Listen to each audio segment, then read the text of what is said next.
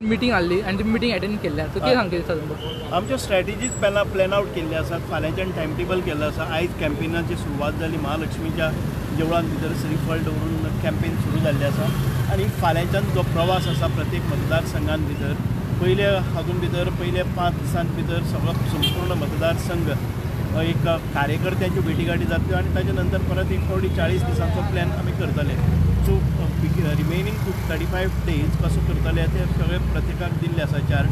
ह्या पयल्या 5 दिसां भितर VC कॉन्स्टिट्युएन्सीन भितर आपल्या कार्यकर्त्यां भितर घेवन तांची जे संघटन आमचे कार्य करीत आसात बूथ लेवलावयले कार्यकर्ते आसात तांचे बरोबर आमच्या कॅन्डिडेटाचो परिचय संवाद जनसंपर्क ह्या हातूंत. तर तुमच्या कॉन्स्टिट्युएन्सीन लीड काडपाक लागून तुमचे कितें प्रयत्न आसतले? आमचे संघटन तशें आसात आनी आमचे 50 प्रमुख पर्यंत एक मतदारसंघ आमी पळयल्यात. खुबशे मतदारसंघ जाचे कडेन 50 प्रमुख पर्यंत संघटन आसा. प्रत्येक 30 वोटर्साच्या फाटल्यान 50 प्रमुख अपॉयंट केल्ला आनी त्या दृश्टीकोनांतल्यान आमी खूब फुडें आसात. प्रचाराचो कॅन्डिडेट नासतनाय आमी सगळी प्रचाराची हें केल्ले आसात. आमच्यो 2 फावटी महिला मोर्चाच्यो मिटींग्स जाल्यो ज्या जाग्यार 1000-1500 2 मिटींग जाल्यो. युवा संमेलन जालें. अश्यो आमच्यो सगळ्यो मिटिंगो जायत आसात आनी आतां कॅन्डिडेटाचो संपर्क जातलो. आयज कॅन्डिडेट म्हज्या कावरे हातून भितर येतली. आयज रातचे कावरे गांवांत म्हज्या घरा कडेन मुख्यमंत्री आनी हे येतात. आमचे कार्यकर्त्याची आमी म्हणजे आतां सुरवात जाले नंतर रोखडीच आमचे कॅन्डिडेटाची सभाय जाता. सभा म्हणल्यार फक्त परिचय जावपा खातीर आमच्या घरा कडेन दवरले आसात. 2000 कार्यकर्त्यांक मेळप जातलें. दक्षिण गोव्यात सध्या काँग्रेसचा खासदार आहे आणि काँग्रेस आप आणि इंडिया आघाडी एकत्र मिळून निवडणूक लढवत आहे. भाजपने नवीन उमेदवार दिला आहे आणि महिला उमेदवार आहे. कितपत आव्हान आहे हे? कशा पद्धतीने चॅलेंज? आव्हानं ही निवडणुकीमध्ये असतात, परंतु आम्ही ती आव्हानं म्हटल्यानंतर आव्हानामध्ये आपल्याला संधी पण असतात ना. हे आव्हान पेलण्यासाठी ते आता बुचकुळ्यात पडलेले आहेत. आता काय करायचं त्यांची स्ट्रॅटेजीज बिघडलेली आहे. त्यामुळे आपल्याला खूप मोठी संधी आहे.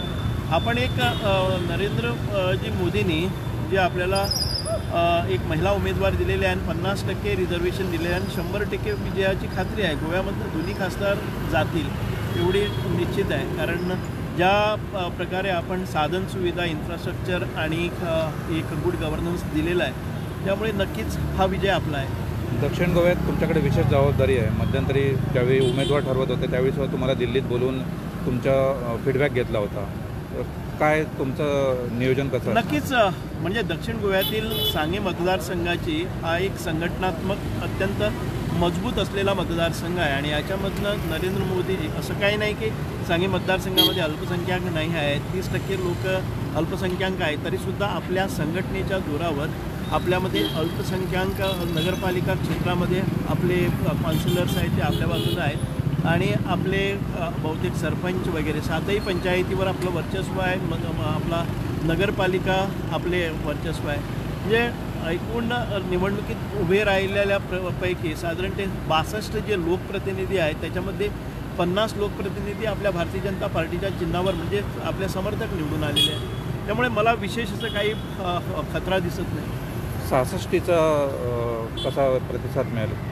नाही 66 यावेळेला आपल्याकडे बहुतेक आमदार पण आपल्यामध्येच आहेत. 66चे बहुतेक आमदार आपल्यामध्ये आहेत आणि ते निश्चितच आपल्याला काम करणार आहेत. आपण एखादी दुसरी कॉन्स्टिट्युएन्सीमध्ये आपण जरी लीड घेऊ नाही शकलो तरी त्यांची जी काँग्रेसला भरमसाठ वाढ हे मिळायची म्हणजे मेजॉरिटी मिळायची वोट्समध्ये ती कमी होईल. नक्कीच आपण आपल्या या क्षेत्रामध्ये म्हणजे सांगे असेल, सावर्डे असेल, कुडचोरेम असेल, केपे असेल किंवा काणकोण असेल किंवा आपल्या मर्मगोवातले 4ही मतदारसंघांभितर मध्ये आपले संघटन खूप स्ट्रॉंग आहे. त्यामुळे नक्कीच विजय हा आपलाच आहे.